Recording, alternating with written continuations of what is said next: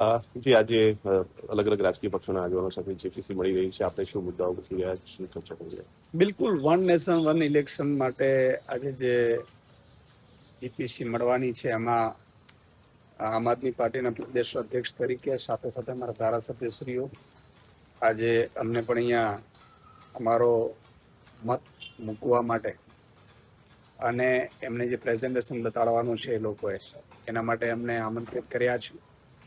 અમે આજે પહોંચ્યા છીએ અને સ્વાભાવિક છે કે one nation one election Bharat જેવા દેશમાં એક સાથે તમે જો એક રાજ્યનું ચૂંટણી હોય તો આપણે 5-5, 6-6 તબક્કે ચૂંટણીઓ યોજાય છે.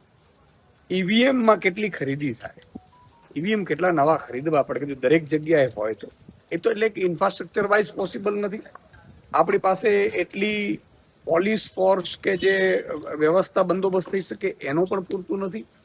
સાથે સાથે માની લો કે અત્યારે કેવું થઈ રહ્યું છે, સરકારો પાડી દેવામાં આવે છે. સરકારો પડી જાય તો એ ભંગ થાય આખી વિધાનસભાઓ, તો લોકતંત્ર માટે લોકશાહી માટે શું ઇમ્પોર્ટન્ટ છે? લોકશાહી માટે લોકોની જવાબદેહી બને, સરકાર જવાબદેહી બને લોકોની, એ પ્રકારનું હોય છે. લોકો વડે બનેલી છે ત્યારે 5 વર્ષ સુધી પછી એ સરકાર જે એસેમ્બલી ભંગ થઈ હોય એનું શું?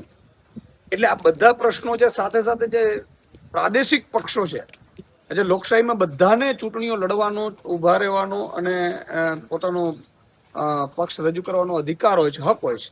ત્યારે પ્રાદેશિક પક્ષો એક સાથે ચૂંટણી લડાતી હોય તો પ્રાદેશિક પક્ષો માટે તો 8, 10, 15 જ નેતાઓ હોય છે, એ ક્યાં જઈ શકશે?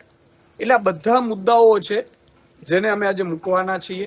સાથે સાથે એમનું પ્રેઝન્ટેશન પણ જાણીશું અને મને પૂરો વિશ્વાસ છે કે વન નેશન વન ઇલેક્શન આ લોકોએ ભલે અત્યારે કરતા હોય પરંતુ ભારત જેવા દેશ માટે ઇન્ફ્રાસ્ટ્રક્ચરથી માંડી, ફોર્સથી માંડી, વ્યવસ્થાથી માંડીને લોકોના વિશ્વાસનું આ બધામાં બહુ જ ડિફરન્ટ રહેવાનું છે. એટલે અમે પણ એનો જે અમારા વિરોધના મુદ્દા છે એ મૂકવાના છે.